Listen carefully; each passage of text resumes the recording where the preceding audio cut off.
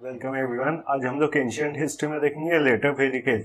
इससे पहले हम लोग ने अर्ली वैदिक एज कर लिया था और आज करेंगे हम लोग लेटर वैदिक एज। तो आप लोग में से कोई अगर बंगाली लैंग्वेज में ज़्यादा कंफर्टेबल है तो वीडियो के नीचे मैं डिस्क्रिप्शन में बंगाली वीडियो का लिंक दे दूंगा, हम वहाँ से जाके सेम चैप्टर बंगाली में देख सकते हैं। तो स्टार्ट करेंगे आज का चैप्टर लेटर वैदिक एज। तो लेटर वैदिक एज के बारे में अगर बात की जाए तो लेटर वैदिक एज में यहाँ पर रीजन्स पर डिवाइडेड। इससे पहले हम लोग ने अर्ली वैदिक एज, क्योंकि आप लोग अगर अर्ली वैदिक एज का जो चैप्टर करवाया मैंने वो अगर आप लोग देख लेंगे तो यहाँ पर आप लोगों को समझने में ज़्यादा आसानी होगा। अगर आप लोग ने नहीं भी देखा होगा मैं ट्राई करूंगा कि आप कोरिलेट कर ले या फिर आप जितना भी मैं समझाऊँ मैं पूरा ट्राई करूंगा इसमें। The regions were divided. इससे पहले जब अर्ली वैदिक एज था प्राइवेट प्रॉपर्टी का कोई कॉन्सेप्ट ही नहीं था। मतलब ये मेरा जमीन है या फिर ये आपका जमीन है, ऐसा कोई कॉन्सेप्ट नहीं था। पर लेटर वैदिक एज में हम देखेंगे कि प्राइवेट प्रॉपर्टी का कॉन्सेप्ट आ गया और जो जमीन है इसलिए जगहों को डिवाइड करना स्टार्ट कर दिया गया। Regions were divided. Words were for territories. मतलब जैसे प्राइवेट प्रॉपर्टी आ गया, आप समझिए कि इंसान के मन में लालच आ गया है। इसका मतलब इंसान ये सोचेगा कि मेरी प्रॉपर्टी को और बड़ा करना है, इसलिए उसकी भी प्रॉपर्टी लेना है। इसीलिए लड़ाई स्टार्ट हो गया था। जो लोगों का मेन ऑक्यूपेशन था वो एग्रीकल्चर में चेंज हो गया था। इससे पहले आप लोग का कैटल रियरिंग उनका मेन ऑक्यूपेशन था, पर अभी मेन ऑक्यूपेशन चेंज होके एग्रीकल्चर हो गया था। Hereditary kingship started. इससे पहले जो राजा बनता था वो हेरिडेटरी किंगशिप नहीं होता था। जो भी राजा बनता था उसे कहा जाता था राजन, और जो लोग होते थे उन्हें कहा जाता था जना। अब जो जना सबसे पावरफुल होता था और सबसे अच्छा होता था उसे बनाया जाता था राजन। पर यहाँ पर क्या हुआ, हेरिडेटरी किंगशिप। मतलब किसी के अगर पिताजी राजा थे उसके बेटे राजा होने लगे, बेटे के बाद उसका बेटा, ऐसे करके राजा बनने लगे। तो हेरिडेटरी किंगशिप स्टार्टेड।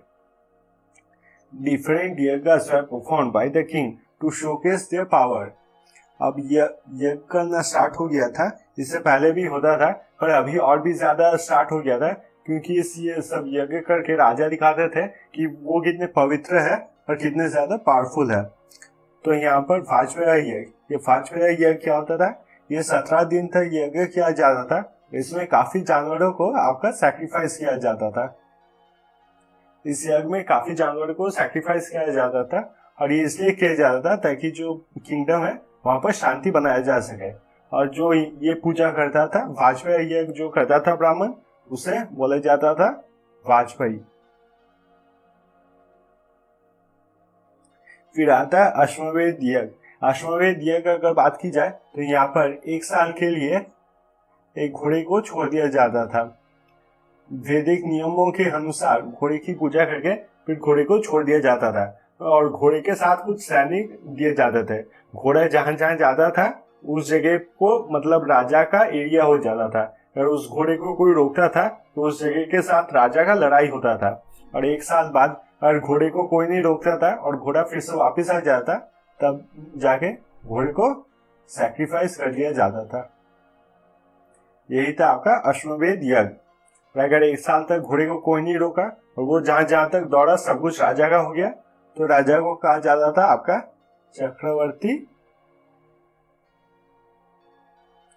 चक्रवर्ती सम्राट। तो उस राजा को कहा जाता है आपका चक्रवर्ती सम्राट। It turned to an age of Janapadas. पहले जो जना बोला जाता था वो अब बदल के हो गए थे जनपदास। मतलब पूरा एरिया को, पूरा जगह को कहा जाता था जनपदास। बाद में हम लोग देखेंगे कि इंडिया में आपका सबसे पावरफुल जो जनपद बना था वो था आपका मगध, जहां से आपके ग्रेट अशोका थे। यहाँ पर इतना ही जानना जरूरी है कि पहले जो अर्ली वैदिक एज में जना था वो चेंज होके हो गया था जनपदास। अब हम लोग देखेंगे कि सोसाइटी में क्या क्या चेंज आया था। सोसाइटी में जो कास्ट सिस्टम था वो बहुत स्ट्रांग बन गया था।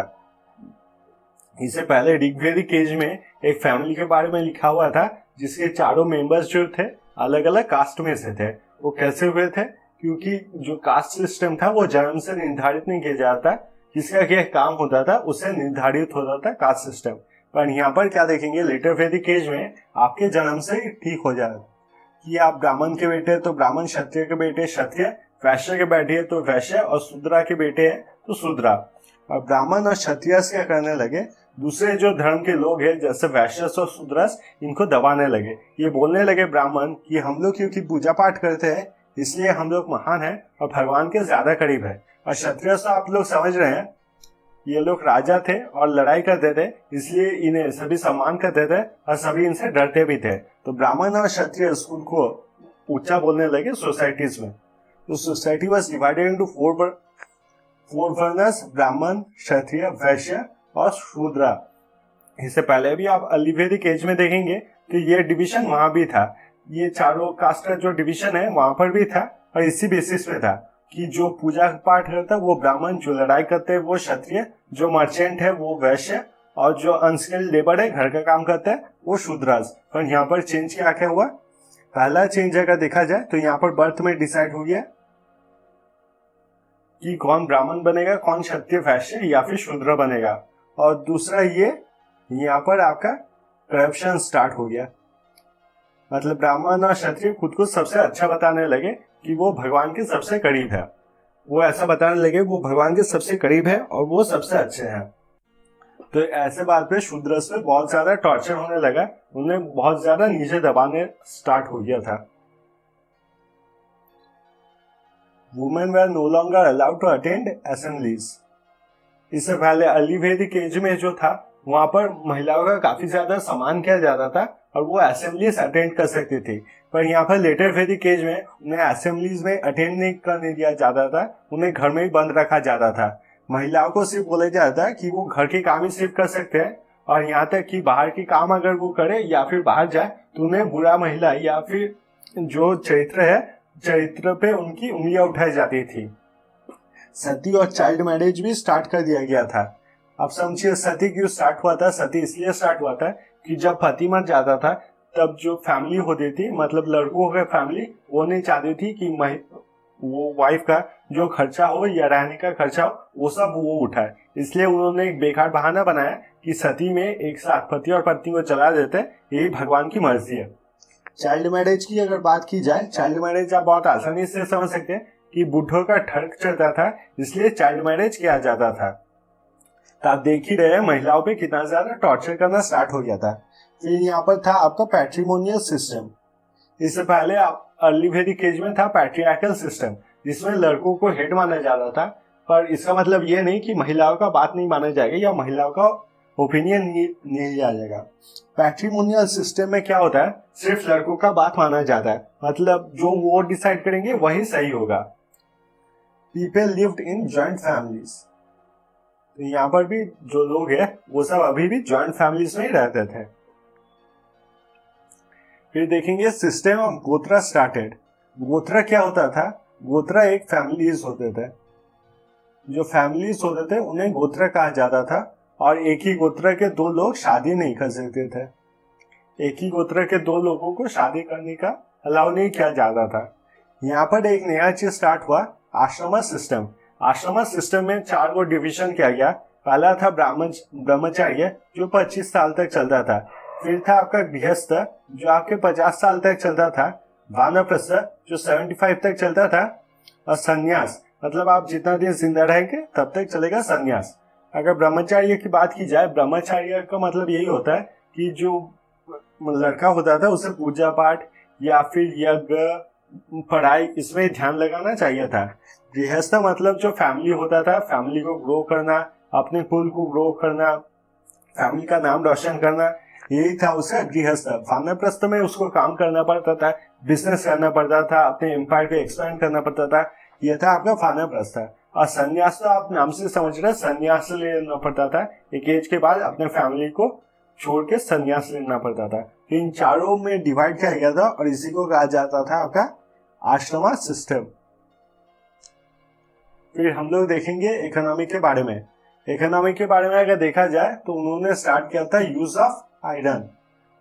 तो अर्ली वैदिक एज में आपका कोई आयरन मेटल नहीं था, यूज द मेटल आयर्स। उनकी किताबों से पता चला कि वो एक मेटल यूज करते थे जिसका नाम था आयर्स। अब ये मेटल कुछ भी हो सकता है, ये कॉपर भी हो सकता है या फिर ब्रोंज भी हो सकता है। उनके जो उन्होंने जो किताबें लिखे थे उनमें एक मेटल का नाम था आयस। अब आयस कुछ भी हो सकता है, कॉपर भी हो सकता है या फिर ब्रोंज भी हो सकता है। जो सोसाइटी था वो पूरा गांव का सोसाइटी था, वो रूरल। इससे पहले हम लोग ने देखा जो सबसे पहले सोसाइटी स्टार्ट हुआ था हड़प्पन सिविलाइजेशन, वो आपका सिटी का सोसाइटी था। ब्रिक्स से घर बने होते थे, ड्रेनेज सिस्टम अच्छा था। पर यहाँ पर जो है जो सोसाइटी था पूरा गांव का सोसाइटी था। Mixed farming gained importance. अब मिक्स्ड फार्मिंग क्या होता है, मानिए एक तरफ से चाल हो रहा है, चाल की खेती हो रही है, दूसरे तरफ से आप दाल की खेती कर रहे हैं। अगर दो खेती मिला के एक जगह पे किया जाए तो उसको मिक्स्ड फार्मिंग कहा जाता है। तो mixed farming gain importance. The system of private ownership started. जैसा हम लोग ने पहले ही पढ़ा था कि प्राइवेट ओनरशिप स्टार्ट हो गया है, इसलिए आपका रीजन स्टार्ट हो गया, रीजन में डिवाइड हो गया पूरा जगह, और इसके लिए लड़ाई भी स्टार्ट हो गया था।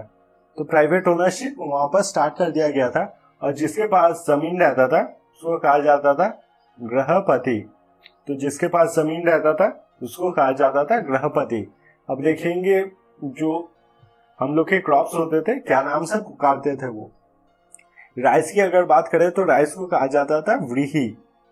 वीट अगर बात करें तो वीट को कहा जाता था गुहुमा। और पॉटरी की अगर बात करें तो पॉटरी को कहते थे पेंटेड ग्रे वेयर, PGW। तो पॉटरी मतलब मिट्टी से सामान बनाने को कहते थे वो लोग PGW। फिर आएंगे धर्म पे। अगर धर्म के बारे में देखा जाए तो अर्ली वैदिक एज में जो होते थे लोग, वो लोग आइडल वर्शिप नहीं करते थे या फिर कोई टेम्पल नहीं बनाते थे, वो नेचर का वर्शिप करते थे। और यहाँ पर मूर्ति पूजन या फिर आइडल वर्शिप करना स्टार्ट कर दिया गया था। अब हम कुछ भगवान के बारे में देखेंगे जो अभी के एज में मतलब लेटर वैदिक एज में पूजा किया जा रहा था। अगर पहले अर्ली वैदिक एज की बात की जाए तो सबसे इंपॉर्टेंट जो गॉड थे वो थे इंद्र, अग्नि, सावित्री देवी। तो ऐसे उनके भगवान थे। तो आप समझ ही सकते हैं जो भगवान थे सब नेचर के भगवान थे और नेचर वर्शिप में बिलीव करते थे। पर यहाँ पर वो आइडल वर्शिप करने लगे, इसलिए भगवान जो है वो चेंज हो गए थे। तो सबसे पहला जो भगवान को सबसे ज्यादा इंपॉर्टेंस देते वो थे आपके प्रजापति। प्रजापति कौन थे? The creator. अब विष्णु भगवान। विष्णु भगवान कौन थे? The preserver and the protector. फिर आते हैं आपके रुद्रदेव। रुद्रदेव अगर बात की जाए तो रुद्रदेव कौन थे? God of animals. अगर अर्ली वैदिक एज की बात की जाए तो वहां पर भी आपके रुद्रदेव थे। पर रुद्रदेव कहाँ के भगवान माने जाते थे? ये माना जाता था कि रुद्रदेव जो है वो माउंटेन में रहते हैं, और अगर उनको गुस्सा दिलाया जाए तो वो आपके धनुष से डिजीजेस लोगों में स्प्रेड करते थे। लोगों अगर उन्हें गुस्सा दिलाया जाए और गुस्से से वो बाहर आ जाए तो वो गुस्से में सबके ऊपर तीर चलाते थे, जिससे डिसीजेस स्प्रेड होते थे। तो यहाँ पर रुद्रदेव को गॉड ऑफ एनिमल्स मान दिया गया था। फिर अगर देखा जाए कुशन देवता। कुशन देवता वो थे God who looked after the cattle and the God of Shudras. तो कुशन देवता कौन थे? God who looked after the cattle and the God of the Shudras. Sacrifices मैंने जैसे बोले जो यज्ञ होते थे वो यज्ञ करना ज्यादा से ज्यादा स्टार्ट कर दिया गया था। ये दिखाया जाता था कि जो ज्यादा यज्ञ करता है वो उतना पावरफुल है और वो भगवान के उतना ज्यादा करीब है। और जो यज्ञ होते थे उनमें सैक्रिफाइसेस किया जाता था, तो इसलिए सैक्रिफाइसेस जो है वो गेन्ड इंपॉर्टेंस। यज्ञ जो है वो भी ज्यादा बढ़ गए and became a way to show everyone how pious they were, मतलब वो कितने पवित्र है ये दिखाने का एक तरीका बन गया था। अब देखेंगे सबसे फेमस यज्ञ कौन कौन से थे। हम लोग ने पहले भी देखा था, अश्वमेध, वाजपेय और राजसूय। अश्वमेध और वाजपेय के बारे में आपको पहले ही बताया था मैंने। राजसूय में क्या होता था, 7 घोड़ों को सिलेक्ट किया जाता था। 7 घोड़ों को सिलेक्ट करने के बाद इनका पूजा पाठ किया जाता था, फिर इनमें रेस करवाया जाता था। इनमें से जो भी जीत जाता था उनके ऊपर जो राजा थे और रानी उन पे बैठ के पूरे सिटी में घूमते थे और सिटी के जो लोग हैं सभी उनको गिफ्ट देते थे। राजा और रानी को अपने मन के हिसाब से गिफ्ट देते थे। तो ये था आपका राजसूय यज्ञ। तो आप देख रहे सोसाइटी में कितना ज्यादा करप्शन और कितना ज्यादा पाप स्टार्ट हो गया था, और ये सब स्टार्ट हुआ था आपके लेटर वैदिक एज के टाइम से। तो आज का चैप्टर बस यहीं तक। अगर आपको ये वीडियो अच्छा लगा तो काइंडली चैनल को सब्सक्राइब कीजिए, इससे मुझे काफी सपोर्ट मिलता है। थैंक यू सो मच ये वीडियो देखने के लिए, और मिलेंगे अगले वीडियो में।